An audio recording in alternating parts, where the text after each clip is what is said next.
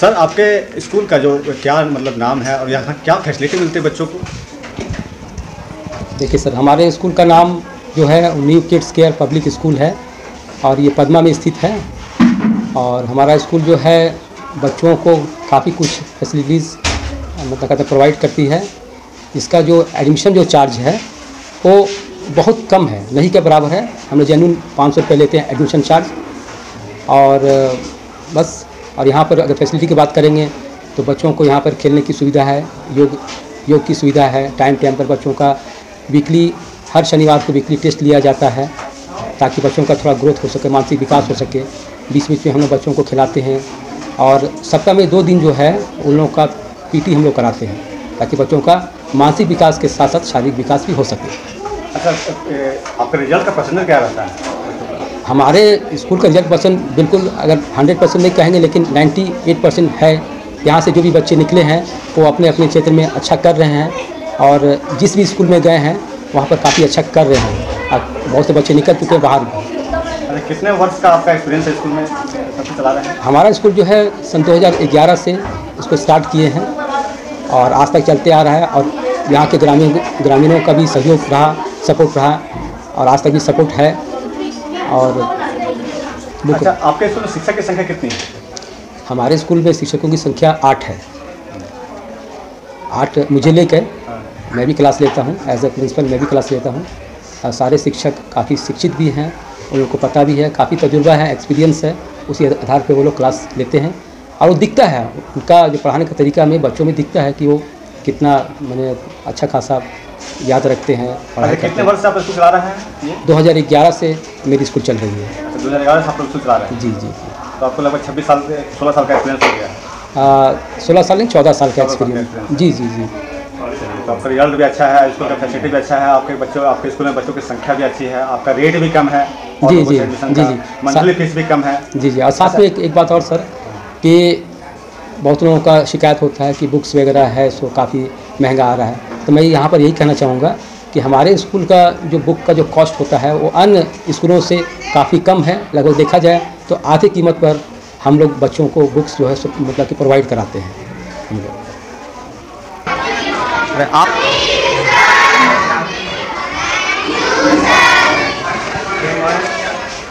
चलिए, ये कौन सा क्लास है? क्लास 3 और 2। चलिए, यहाँ के शिक्षक महोदय आप हैं?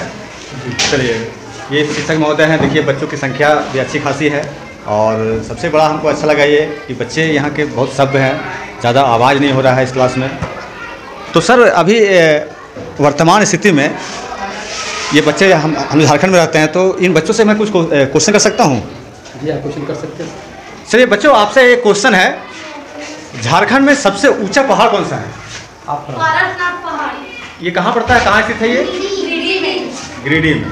वाह, ये तो बहुत अच्छी बात है। ठीक है, बैठ जाइए बैठ जाइए।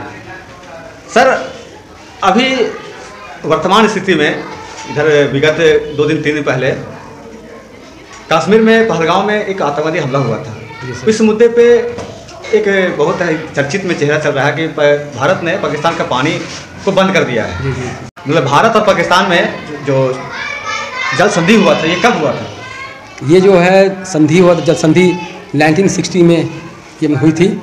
और ये उस समय जवाहरलाल नेहरू जो थे भारत के तत्कालीन जो थे प्रधानमंत्री और पाकिस्तान के राष्ट्रपति आयूब खान, उन लोग के बीच में ये समझौता हुआ था। चलिए, धन्यवाद सर। क्वेश्चन है, ध्यान से सुनिएगा, ठीक है? Why is the earth called a blue planet? कौन जवाब देगा? आप दीजिएगा। चलिए, आइए कुछ बताइए, लिख के बताइएगा या फिर बोल के? चलिए बताइए। The Earth is called a blue planet because it has abundant water in liquid form. Due to abundant water, the Earth look blue from the sky. चलिए, ये तो इतना अच्छा जवाब दे दी कि बहुतों को समझ में भी नहीं आएगा। तो ताली बजा दीजिए।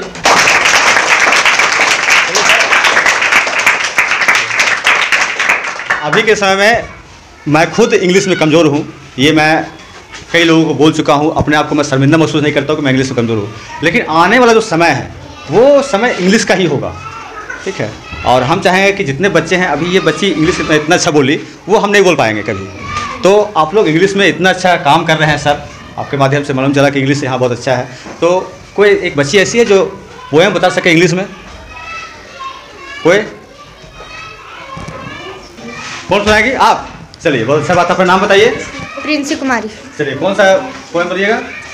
ओ गॉड, चलिए सुनाइए। O God, you are my father. I am a little child. Give me to your love, show me to your light. That's I way, follow the way, do things good and things right. O God, you are my father. I am a little child. Guru Brahma, Guru Vishnu, Guru Deva Maheshwara, Guru Sakshat Brahma Tasmai Shri Gurave Namah. आपके पिता का नाम क्या है? पवन सा। चलिए बढ़िया, धन्यवाद। क्वेश्चन आपसे छोटा सा करेंगे। What is part of speech? All the English words are divided into 8 groups according to the work they do in a sentence. Each group is called parts of speech. चलिए धन्यवाद, बैठ जाइए, तो ताली बजा दीजिए इसके लिए। एक क्वेश्चन और है, व्हाट इज फोटोसिंथेसिस? इसका आंसर को देगा? चलिए आप पहले अपना नाम बताइए। मेरा नाम है पंकज कुमार। आप इसका आंसर बताइए। The process of making food by the plant using sunlight, water and carbon dioxide in the presence of chlorophyll is known as photosynthesis. चलिए धन्यवाद, तो ताली बजाइए इसके लिए भी। एक क्वेश्चन है, अभी भारत में बहुत ज़्यादा प्रचलित भी है। बाबा साहब डॉक्टर भीमराव अम्बेडकर जी के माता पिता का नाम क्या है? बताइए, कौन जवाब देंगे? आप दीजिएगा, फिर बताइए। बाबा साहब का माता का नाम भीमाबाई और पिताजी का नाम रामजी सकपाल। चलिए धन्यवाद, तो ताली बजाइए इसके लिए भी। अच्छा, एक सवाल है, हिंदी में बोल रहे हैं, उसका आंसर आपको इंग्लिश में देना है। सवाल यह है, कुछ पौधे ऐसे भी होते हैं जो हरा कलर का नहीं होता है, तो आप लोग में कौन बताएंगे? चलिए आप बताइएगा, बहुत कोने में है बैठी हुई। पहले अपना नाम बताइए। My name is ऋषि कुमारी। चलिए, कुछ वैसे पौधे हैं जो हरा कलर का नहीं होता है, तो बताइए। Plants which do not have chlorophyll are called non-green plant. Example: mushroom, fungi and moths. अच्छा, जैसे मशरूम हरा नहीं होता है। हाँ। सही बात है। और कौन सा है? Fungi. फुंगी भी हरा नहीं होता है। चलिए बहुत अच्छी बात है, बहुत अच्छी जानकारी आप दिए बच्चों को। अब सवाल ये है कि जब कुछ पौधे हरे नहीं होते हैं, लेकिन एक सवाल सबके मन में कौन देगा कि पत्ते हरे क्यों होते हैं, तो इसका आंसर कौन देगा? चलिए आप दीजिएगा, अपना नाम बताइए। My name is Satyam Kumar. Answer क्या बताइए इसका? Leaf appear green because of the presence of substance are called chlorophyll. इसका हिंदी मतलब क्या अर्थ हो? हिंदी में क्या अर्थ होगा? जिस पौधे में क्लोरोफिल होता है वो हरा होता है, और जिस पौधे में क्लोरोफिल नहीं रहता है वो हरा नहीं होता है। क्वेश्चन बहुत ही इजी है, सुनने में आपको अच्छा लगेगा। क्वेश्चन ये है, आधे का आधा क्या होता है? कौन जवाब देंगे? आप दीजिएगा। चलिए आप अपना नाम बताइए। मंजित कुमार ओझा। चलिए आइए जवाब दीजिए।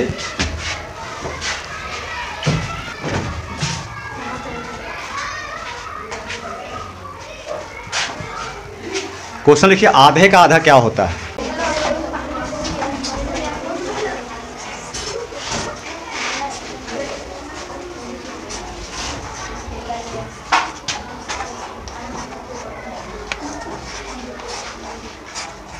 आधा का आधा, आधा का आधा का गुना होता है सर। इसको और इसको मल्टीप्लाई करना है, और इसको और इसको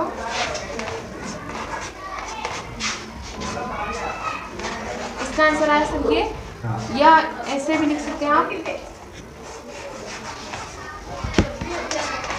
डिवाइड भी कर सकते हैं।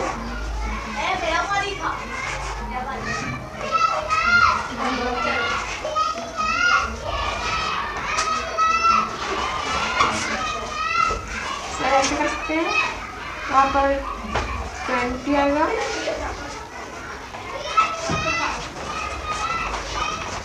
ये ऐसे नहीं तो ऐसे भी कर सकते हैं आपसे। 0.24 बगल में लिखो ना। सर इसका आंसर ये है, और ऐसे भी कर सकते हैं।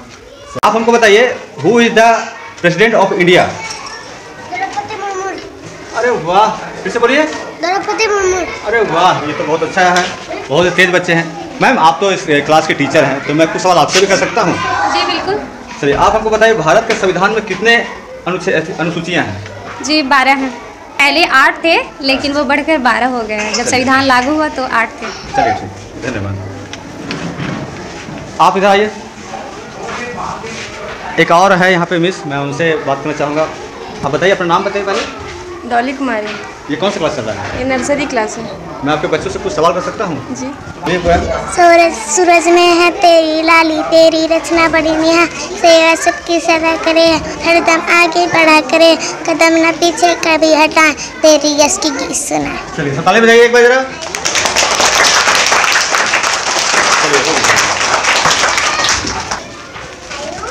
अब एक सवाल मैडम आपसे भी मैं करना चाहूँगा, भारत के वित्त मंत्री कौन है? श्रीमती निर्मला सीतारमण। श्रीमती निर्मला सीतारमण। चलिए बहुत सवाल का बहुत धन्यवाद। बच्चों आप लोग पढ़ाई कीजिए। एक और क्लास में हम आ रहे हैं, देखिए ये भी क्लास है, यहाँ भी बच्चे हैं। गुड मॉर्निंग बच्चे, गुड मॉर्निंग, बैठ जाइए आप लोग।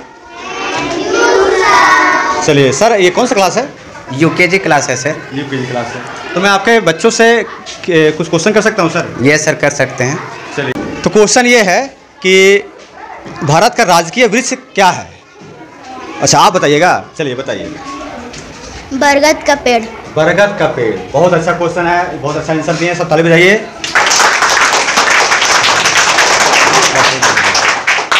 एक क्वेश्चन और हम चाहेंगे कि ये आपके बच्चों से करने सर, कोई दिक्कत नहीं सर? चलिए भारत का राजकीय फल क्या है? मैंगो। मैंगो। चलिए बहुत अच्छा जवाब दिया है, आप ताली बजाइए आप लोग जरा। सर मैं कुछ सवाल आपसे भी कर सकता हूँ? ये सर। तो झारखंड के शिक्षा मंत्री कौन है? रामदास सोरेन है सर वर्तमान में। चलिए बहुत अच्छी जानकारी आपने दी है, धन्यवाद। एक ये क्लास है हमारे सर के यहाँ पे हैं। सर सबको पहले आप लोग गुड मॉर्निंग।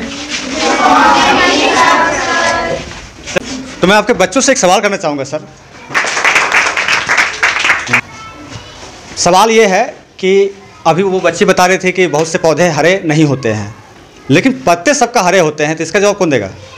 चलिए उठिए, क्यों हरे होते हैं बताइए। Leave appear green because of the presence of substance are called chlorophyll। जिस पत्ते में क्लोरोफिल पाए जाते हैं वो पत्ते हरे होते हैं, और जिस पत्ते में क्लोरोफिल नहीं पाए जाते वो वाइट रहते हैं। चलिए यानी कि समय के साथ उसका क्लोरोफिल का जो केमिकल होता है वो कम होते जाता है, इसलिए वो वाइट होकर पीला होकर सूख जाता है। चलिए ठीक है, बैठ जाइए। क्लास 1 है। क्लास 1। बैठ जाइए आप लोग। सर मैं कुछ सवाल करना चाहूँगा आपके क्लास के बच्चों से।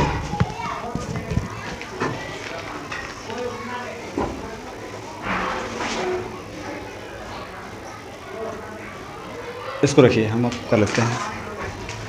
कुछ सवाल बच्चों हैं, आपको अपने से उठ के बताना है। सवाल आपके स्कूल से रिलेटिव है, ठीक है? सबसे पहली बात तो है कि आपके स्कूल का नाम क्या है? एक कोई भी एक उठिए, उसका बताइए। चलिए कौन है सबसे पीछे वाले? आपके स्कूल के प्रधान क्या बोलते हैं, प्रिंसिपल कौन है? राजेश सर। चलिए ठीक है, बहुत अच्छी बात है। अब कोई भी उठ के हमको ये बता दे। आप लोग बताइए आपके गांव पदमा का मुखिया कौन है? चलिए ठीक, बहुत अच्छा बात है।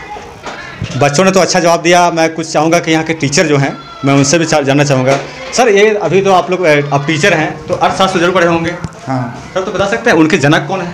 Adam Smith. अच्छा ये तो बहुत अच्छा बात है। था बच्चे ताले बजा दिए आपने, आपके साथ जवाब दिए हैं। और एक इतिहास के विषय में आप देखे होंगे एक बहुत ही बड़ा जनत अपराध हुआ था हमारे देश में, जलियांवाला बाग घटना के बारे में बताइए, कब हुआ था? 13 अप्रैल 1919 को। 13 अप्रैल 1919 को हुआ। चलिए धन्यवाद सर। बच्चों तालियां बजाइए फिर से एक बार। चलिए ठीक।